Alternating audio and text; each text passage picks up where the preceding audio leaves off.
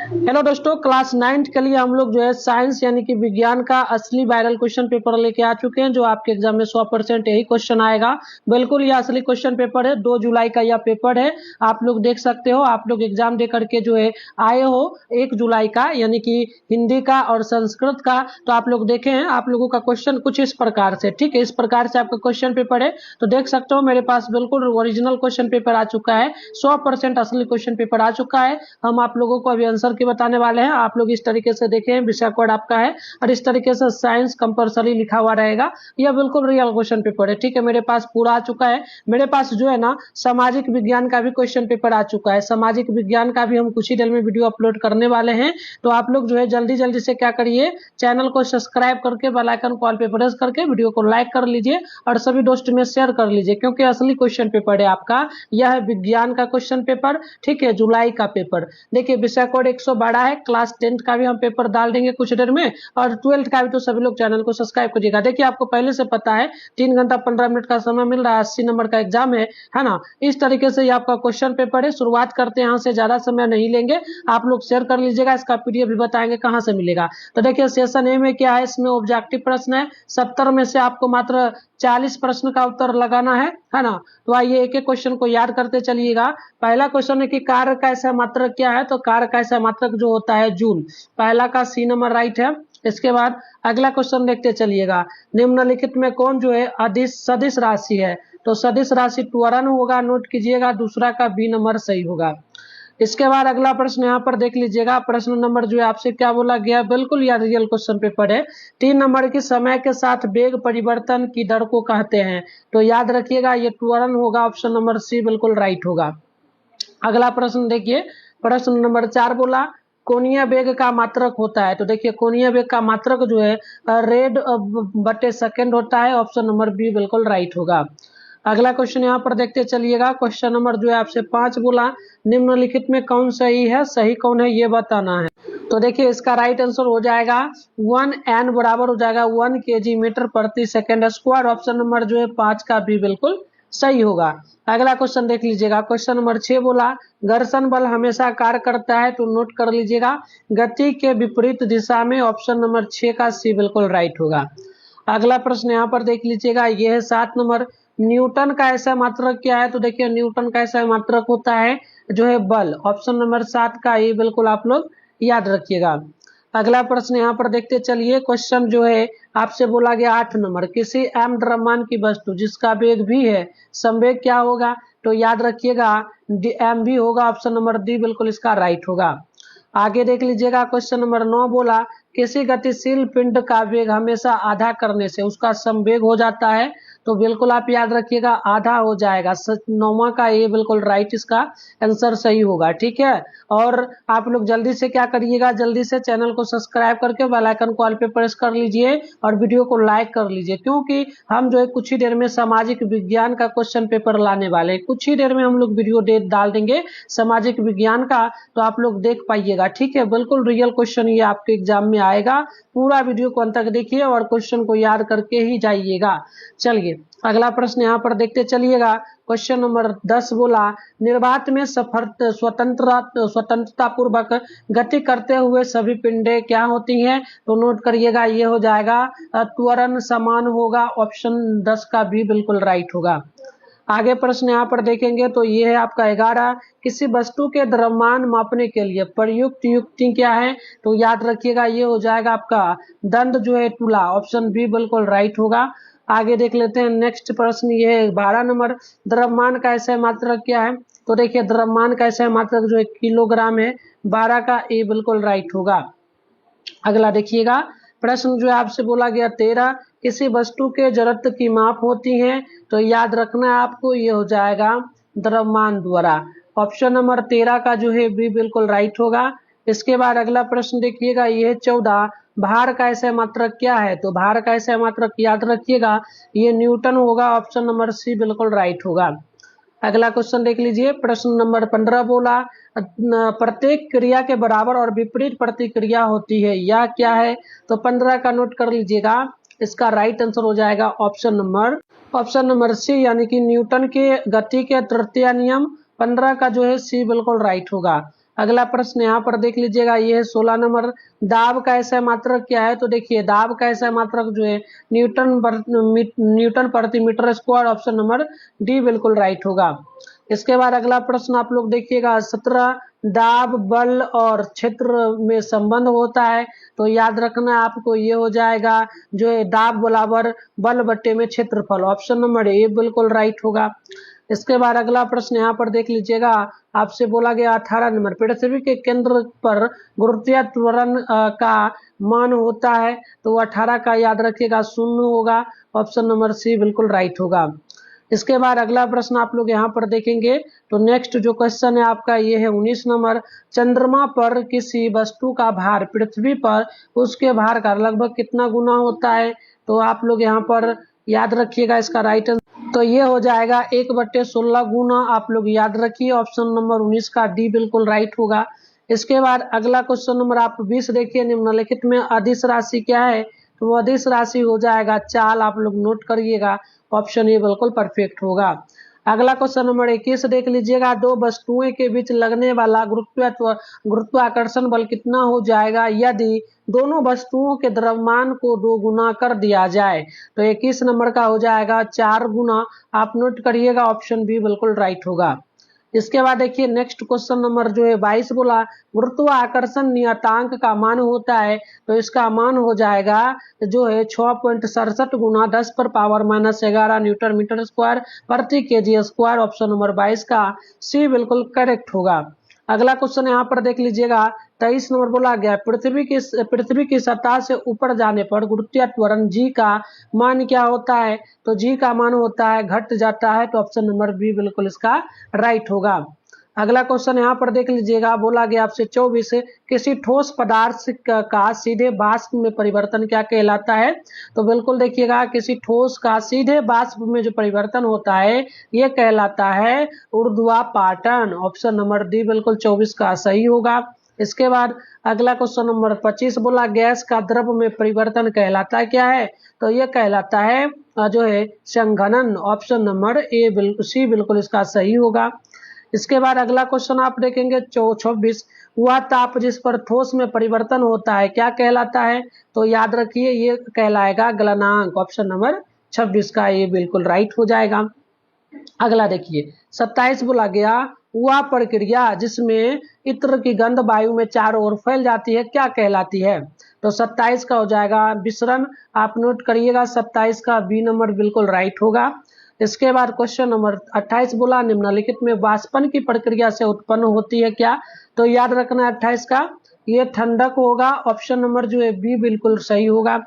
अगला क्वेश्चन देखिए, ये आपसे बोला गया प्रश्न नंबर जो है आपसे बोला गया कितना नंबर देखिएगा, प्रश्न नंबर जो है 29 बोला गया, 100 डिग्री सेल्सियस तापमान का केल्विन में मान होता है, तो केल्विन में इसका मान आप लोगों को बताना है क्या होगा, है ना? तो देखिए केल्विन में इसका मान हो जाता है 373.15, ऑप्शन नंबर बी बिल्कुल इसका सही है।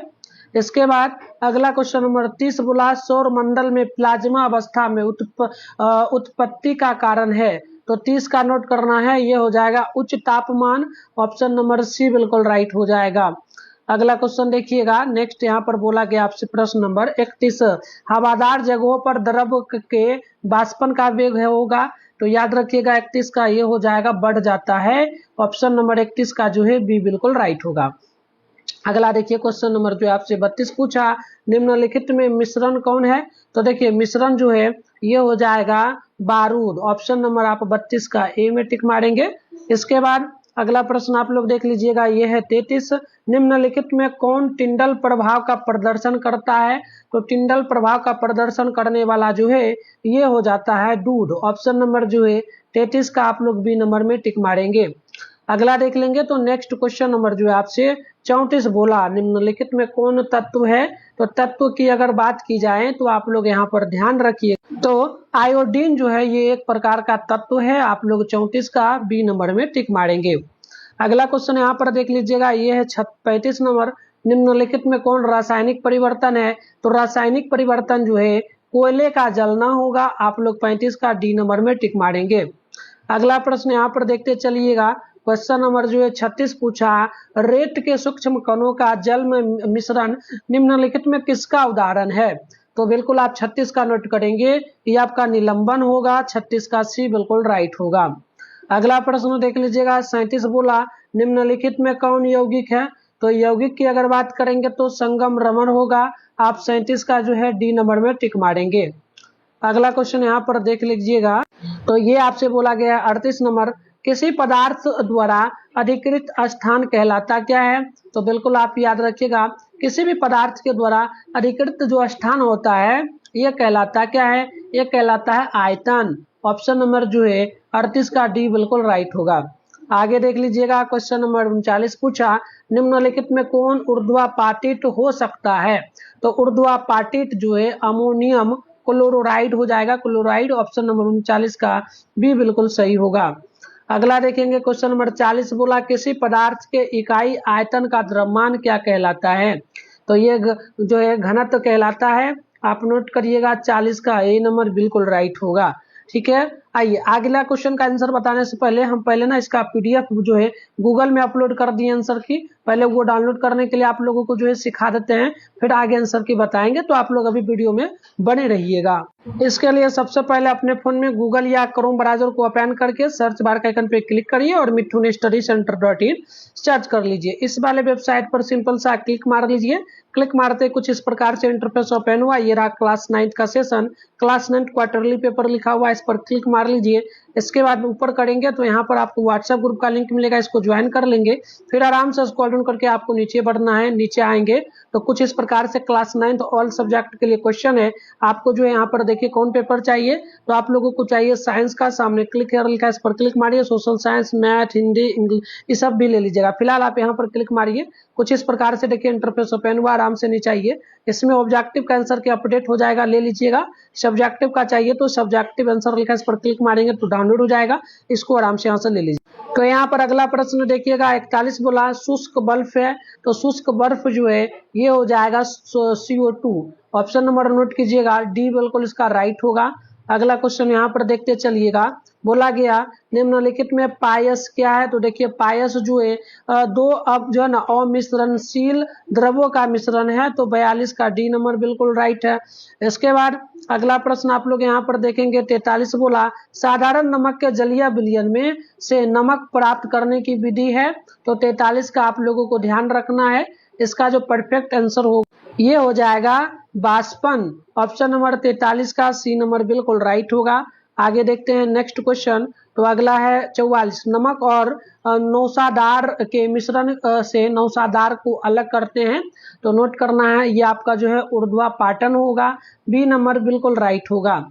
अगला क्वेश्चन यहाँ पर देखिए 45 पूछा, निम्नलिखित में कौन दो द्रव्य तत्वों का मिश्रण है? तो दो तत्वों का जो मिश्रण है ये हो जाएगा हाइड्रोजन जोड़ ऑक्सीजन। आप 45 का बी नंबर में टिक मारेंगे। इसके बाद अगला प्रश्न देखिए, यह है 46 नंबर, निम्नलिखित में चीनी का रासायनिक सूत्र क्या है? तो देखिए चीनी का रासायनिक सूत्र जो है C12H22O11 होता है, सी नंबर बिल्कुल राइट होगा। इसके बाद अगला क्वेश्चन आप लोग यहाँ पर देखिए, क्वेश्चन नंबर जो है आपसे 47 नंबर पूछा गया, कॉपर सल्फेट का रंग कैसा होता है? तो कॉपर सल्फेट का रंग नीला होता है। क्या होता है? नीला। ऑप्शन नंबर आप लोग सी में टिक मारेंगे। इसके बाद अगला प्रश्न नंबर 48 है, सोडा वाटर किस तरह के मिश्रण का उदाहरण है? तो 48 का हो जाएगा द्रव एवं गैस का। ऑप्शन 48 का जो है बी बिल्कुल सही होगा।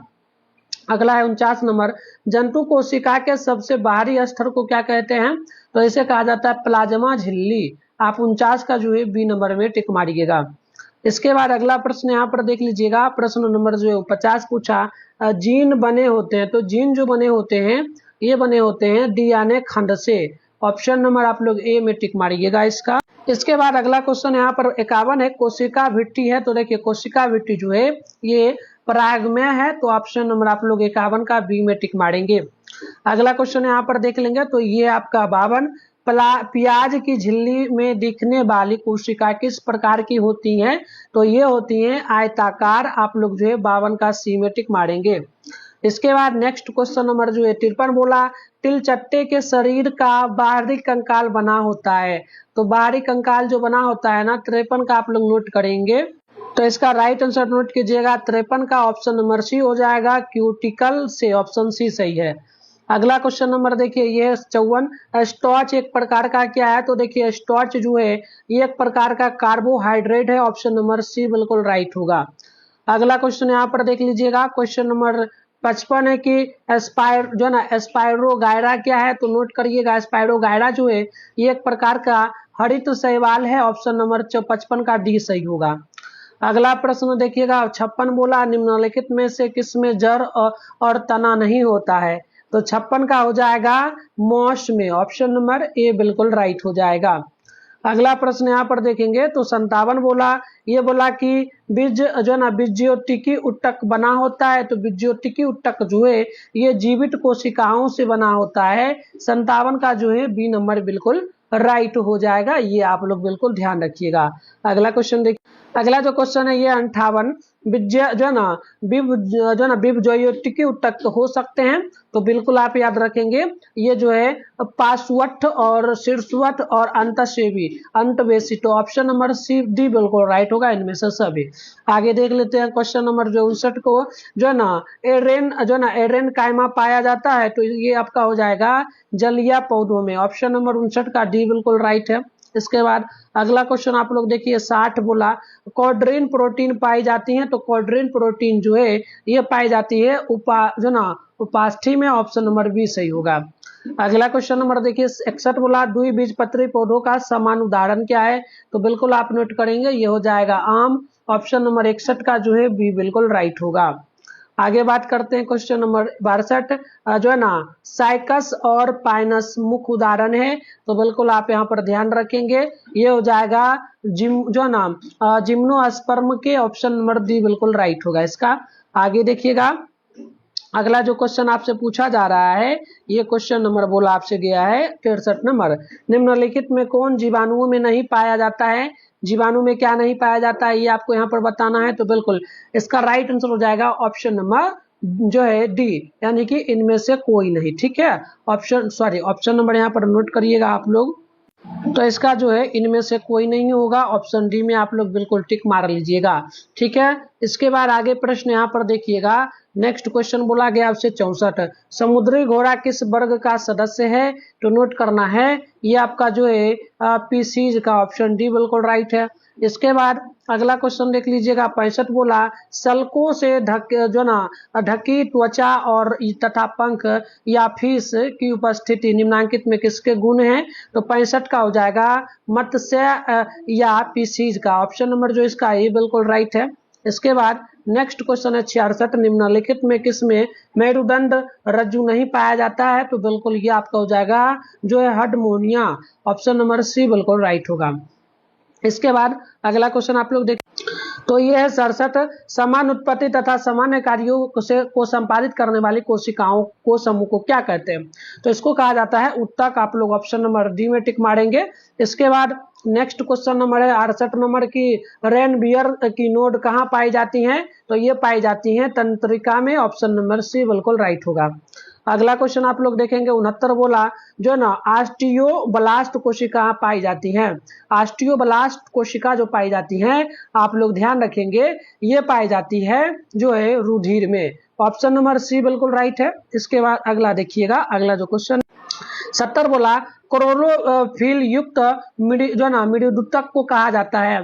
तो इसे कहा जाता है क्लोरे कायनमा, ऑप्शन नंबर डी बिल्कुल राइट होगा। तो देखिए हम आपको जो ऑब्जेक्टिव बता दिए हैं सारा, ये रहा सारा का सारा सब्जेक्टिव प्रश्न, इसका आंसर अगला वीडियो में लेके आएंगे। ये बिल्कुल 100% आपका रियल क्वेश्चन था, ठीक, बिल्कुल याद कर लीजिए। और इसका आंसर जो है गूगल में भी डाल दिए हैं, तो उसको डाउनलोड कर लीजिए। और अगला सामाजिक विज्ञान का पेपर आ रहा है उसके लिए चैनल को सब्सक्राइब कर लीजिए। तब तक के लिए बाय।